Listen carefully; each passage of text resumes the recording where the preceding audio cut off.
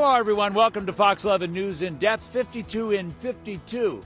Each week of 2020, we're taking you to 52 different communities here in Southern California. This week, we're in Tarzana in the San Fernando Valley.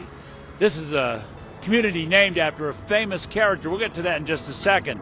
But if you knew Tarzana decades ago, this was a farming community. There were cattle ranches. There were orange groves. Now it's very much different. It's a lot more like other communities in Southern California. But we're going to start with that thing about how did this community get named? Tarzana Neighborhood Council welcomes you. Tarzana. You think it has something to do with the jungle hero Tarzan? If you thought so, you'd be right.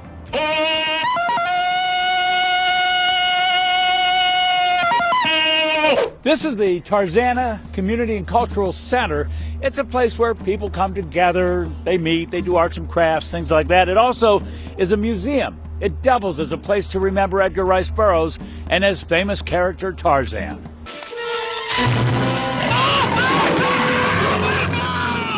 In jungle, strong always win. You founded this place how long ago? 20 years. 20 years ago. Yes. And the reason you founded this was what? I saw an article saying that this property, which was then owned by Public Storage, was for sale. They were having a little trouble because there were a lot of street improvements and so on to be done. And I just got interested. You said, in I helping. want it. I wanted it to happen for the community. Okay, but what it really focuses when you come down here is things about the jungle hero, Tarzan. Exactly. And so this is really kind of almost a monument or a tribute to what? To Tarzan, to Edgar Rice Burroughs. Edgar Rice Burroughs and his jungle character, who's much better known than Edgar Rice Burroughs. This guy, Elbow-Legged, was the first Tarzan in the silent movies. And that was, the silent movies. I don't exactly remember the silent movies. I know. But I have seen that. How is it that Tarzan and Edgar Rice Burroughs connect to this community of Tarzana? Edgar Rice Burroughs always envisioned being a gentleman farmer. He moved from the Chicago area, having written some of these books, but when the first one, Tarzan of the Apes, finally sold for a very low price, he achieved his dream of moving his family out to this area because they were starting to talk about movie rights. And I heard when he came out here, he liked the weather. He loved the weather. He did. By the way, did you ever hear why he wrote about Tarzan? He had quite an imagination. He loved the idea of the jungle in Africa. Even though most of his books took place in Africa, he never visited Africa. And how is it that Tarzana grew? What was it about Edgar Rice Burroughs and this community? He wanted to buy a small farm in California because he loved the weather, and he found a rather large gentleman's ranch, which was Harold Gray Otis, is the editor-founder of the LA Times, and he bought it, moved his family out here, added to the livestock that were already on the farm, added to the Angora goat population, and became a gentleman farmer. Didn't make a lot of money with that, but he continued to write his books, and he continued to become better known, or at least his character, Tarzan, did. Where did the seeds of Tarzana actually grow? Edgar Rice Burroughs named his farm Tarzana after the character he had created. And so that's where the name comes from. Yes, we don't know where the name Tarzan came from. I think it had a meaning maybe in an African language. Let's look up here for a minute. We talked about the comic books already down below, but I wondered if we could just kind of take a peek in the closet here, and perhaps you could tell us a little bit about what we're looking at. He's written books translated into about 47 different languages. And some of the books have been adapted for children. As you see, these obviously look like children's books here. Tarzan and the City of Diamonds, Tarzan and the Fire Gods, Tarzan and the Desert Rescue. Yes. Interestingly, there are tigers in some of his books. There were no tigers in Africa. That was pointed out to Edgar Rice Burroughs, and he did correct that later. But he wrote books which have been, after Tarzan of the Apes, he continued to write about his Tarzan character. And I'm not sure how many books, I can't remember how many Tarzan books there are. I wanted to look up here because look at some of these. The Land That Time Forgot, At the Earth's Core. These aren't necessarily Tarzan books right here. No, they're not. They're science fiction. He was considered the father of modern science fiction.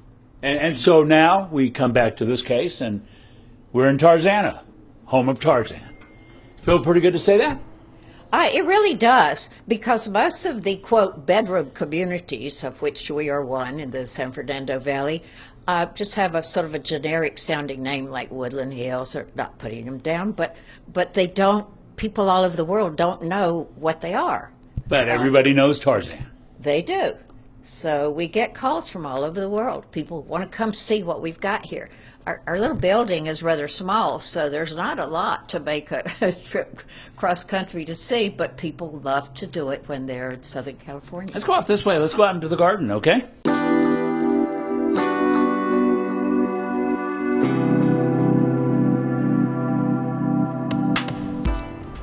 Is this very much like it was back in the day? I mean, it's kind of open over here. Well, actually, no. There was a big bamboo forest here. Oh, there was? Yes. And, it was hard to keep it from growing back. And this is what we call the secret garden, right? This was founded by somebody named Vivi Davidson, who sadly recently passed away. She was, what, 98 years old? That's right. Well, Yeah. What is it that you use this and this center for, basically, these days? We use the entire center as a place where people can come together, sort of.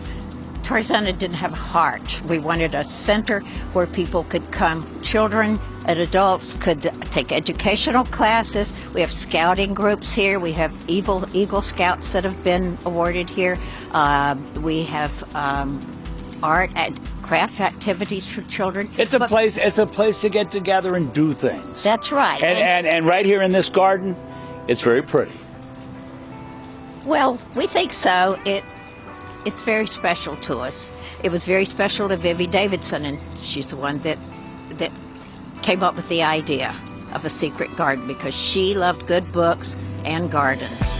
One thing about Tarzana, there are a lot of businesses, a lot of restaurants, a lot of locals. In fact, we'll take you to a restaurant that's been here a very long time after the break.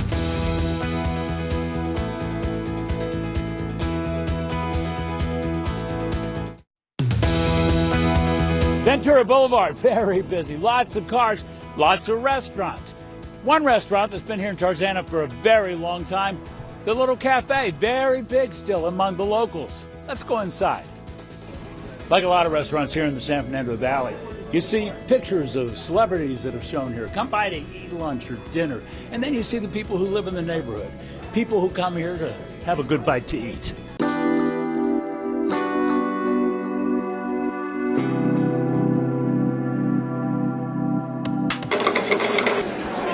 Hey, you've been around a long time here, haven't you? I've been here about 38 years. 38 years for the Little Cafe. That's right. And you seem to get a lot of the same people. Same people. If you come here for 1 week, you get to know everybody. Well, what is it about this place? I have homey foods. I have everything I have fresh to make. And people like it that way. They love it. And so you're a little small place on a great big boulevard with a lot of different restaurants, and yet you still stand out. What do you think? What do you think the secret to that is? I know the home food is good, but When I came here, there was nothing around here. So I was the first one I opened. And then create my own business and everything else. And then customers start knowing my food and everything else. And they just keep coming. I mean, the price is good. When I opened it, all the actors and actresses, they live up here. They used to come. And that's why I took all the picture with them and put them up here. who are some of the favorite actors and actresses you have? Chuck Norris was here all the time, every day. I saw Clark Gable's picture up there. Clark Gable is just a picture. He didn't show up. Not that time, no. When you were younger, did you used to go to see Tarzan at the movies? Oh, the movie, yes. You like Tarzan? I love it. All right, so here's the question. You ready? Can you do the Tarzan jungle yell? Yeah. Can you?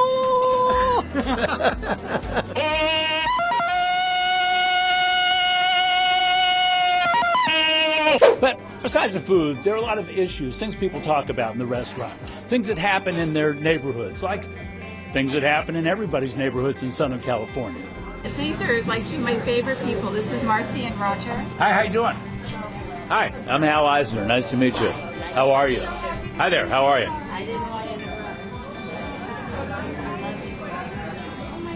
A lot of people just kind of come and get together here. They see each other all the time. Met. We're like good friends now. We're family, actually. You've lived in this community a long time. A long, long time. Since you were little? I was 4. And so what are the issues here?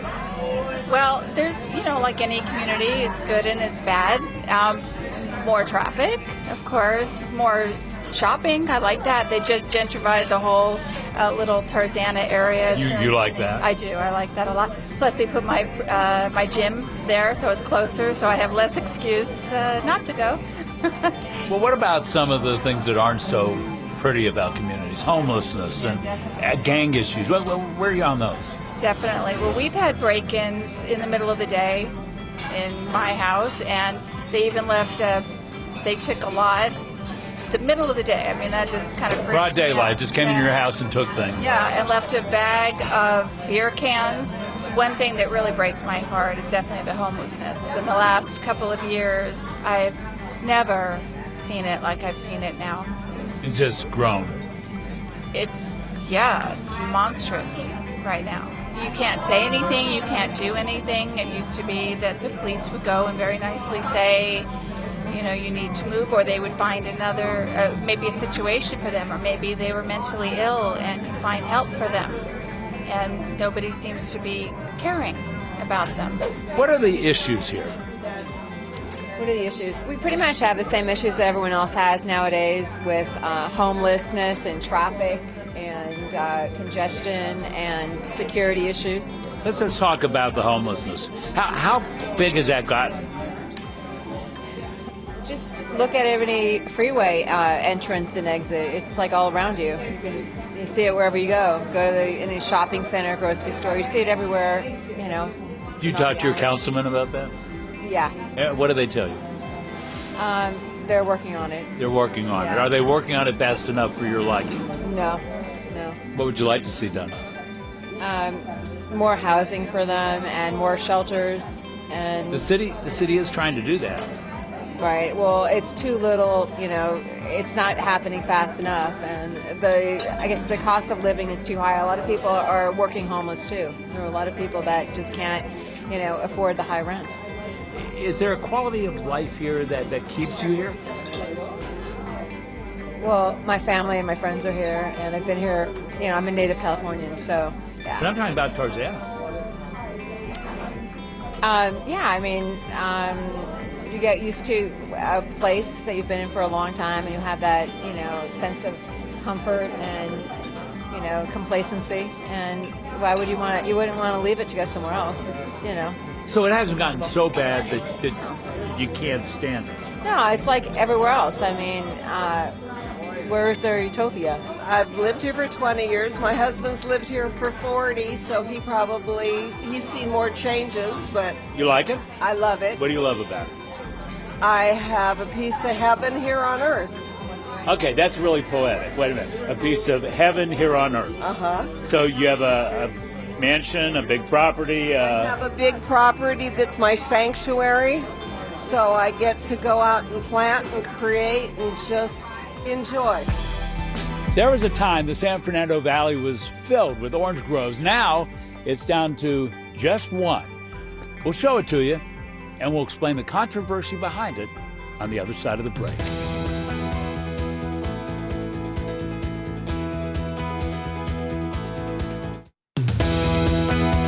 If you're of a certain age and you were in the San Fernando Valley decades ago, you might remember that this valley was filled with orange groves like this.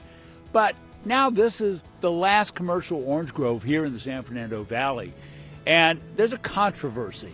The people that own this property, they want to keep people away from it, but they also want to sell it. They want to develop it. They want to do something with it. They say they're putting a lot of money into it, but it's underwater and they're not making anything. The city would like to save it as a piece of history. so that people will remember the old San Fernando Valley. And with that, we asked Councilman Blumenfeld to come and talk to us about the controversy here. This orange grove behind you, tell me about it. So this is the last remaining orange grove in the city of Los Angeles. The last remaining orange grove, or the last remaining commercial orange grove? Last remaining commercial orange grove, depending on how you define orange grove. But there's really, it is a time capsule. When you walk in the property, you're transported to another era. And you're transported to an era that used to be the entire San Fernando Valley. And it is a critical part of our history as a San Fernando Valley, where, you know, all of these areas before they became homes and different housing tracts was basically all, you know, working agriculture and working orange groves.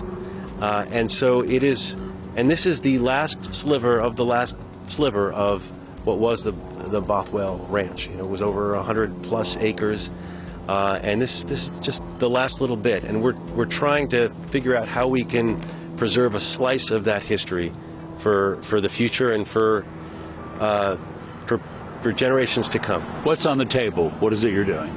So there's a process in the city, and we can't. By the way, we cannot stop it from being developed. It is private property, and it most likely will be developed. We cannot force someone to keep it as an orange grove. I get that. But we can give it a historical designation. And what that means is if when they come to the city for different permits and trying to slice up the land into different lots for housing, that we'll have more leverage to require that some homage to the historical use would be preserved. Part of the issue, though, here is the family that owns it. And they say, through their attorney I've talked to, they say that it's underwater. And not literally, but financially. Sure. And that just even paying for the water to keep these orange groves alive and well and healthy is not something they can even afford. Yeah, that's part of the complication of it. That's part of why they want to sell it. I get that.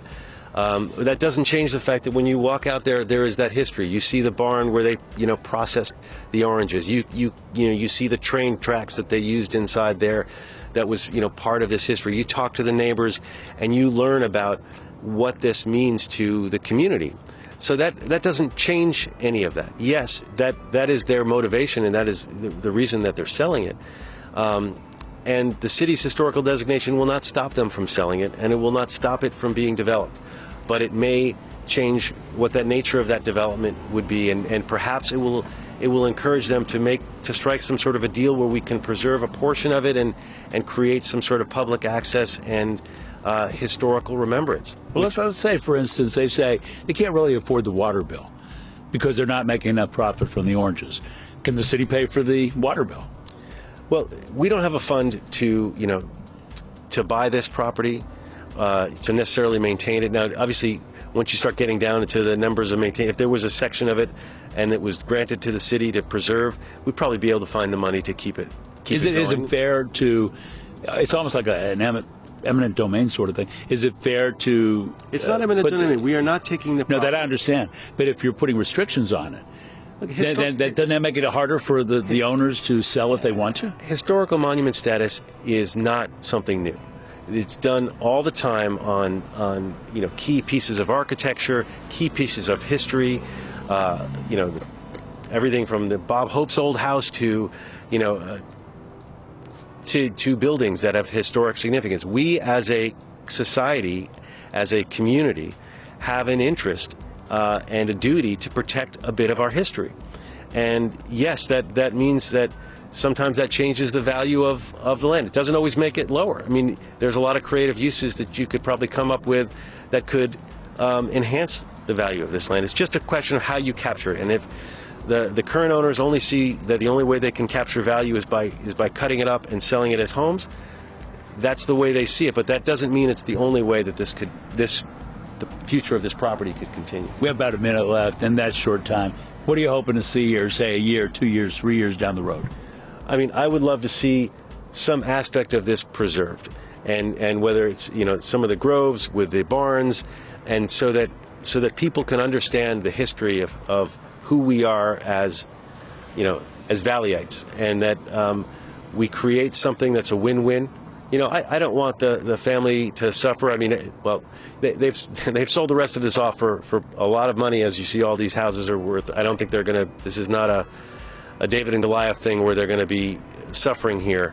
But I don't want anybody to have to lose money, and that's certainly not what the city is about, and it's not what I'm about. I am open to trying to find a compromise, but the reason for doing the historic designation is because if we don't move forward on something like that, it is lost. This at least slows the process down, and it creates an environment for compromise and or creative solutions. I know some of the neighbors are talking about creating a foundation and trying to purchase part of it. I know that there's some developers that are talking to them about creative ways to develop on part of it and save part of it. That's all, though, a work in progress. But none of it would even be being considered if we weren't bringing forward this historic designation. This would be gone already. So the fact that we're doing that is creating the space for what I hope to be a creative alternative. I don't have that creative alternative. I can't tell you this is exactly what I want to see, nor is it my place to dictate that. But I'm trying to create the environment and the space for something positive, a win-win to happen, and something for this community. This means a lot to our community here.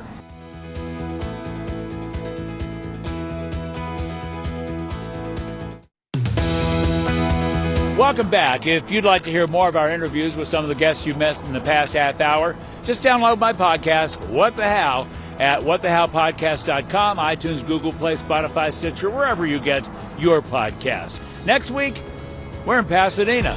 No tract houses, unique neighborhoods, large properties, and a city of trees. It's really a beautiful city. You like that? There's a lot of community in Pasadena. You look at things like the history of the Rose Parade, the Rose Bowl. It's a world-class city that brings some of the greatest talent in the world. Mr. Costin had a business of selling ostrich feathers, but and he sold those all over. Is that an ostrich egg? That is an ostrich egg. Wow. We feed the whole family one egg. I guess. You not only take money and inform people of what's going on in space, but you actually have your own projects. We do. And I think this thing right here is one of them. Is that right? Tell me about this right here. This is our best known project right now. It's also our largest project of all time. It's called the Light Sail. It's called the Light Sail. And this, just to be clear, this is just a small model of it. It's a very small model of it. At one point, there were 52 mansions like that. That got whittled down to 6. And now here in 2020, we're here at a museum where that one is a museum piece. Join us again. I'm Hal Eisner.